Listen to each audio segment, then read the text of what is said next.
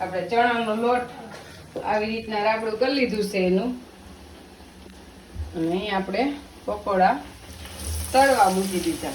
આપણા પકોડા તળાઈને થઈ ગયા છે તૈયાર. ને અમે પકોડા આવી રીતના ડીશ બનાવીને જ ખાય. આપણે વરસાદ તો નથી આવ્યો પણ વરસાદની હામાં જાય છે. અને પકોડા હે ને ખરેખર ડીશ બનાવીને ખાઈને તો જ સ્વાદ આવે, કઈ ઘટે ને એવો. કારણ કે આપણે બહારના ખાઈને અહીંયા ડીશ બનાવીને દે એટલે તમને મીઠી લાગે ને આખા દે ને તો ભાવે ને. એટલે આપણે નહીં ને ડીશ બનાવીને દે ને એટલે કઈ ઘટે જ નહીં. એટલે જે આપણે એમાં ખજૂર આંબલીની ચટણી નાખી દે, અને ચટણીનું પ્રમાણ થોડું વધુ રાખવું પડે.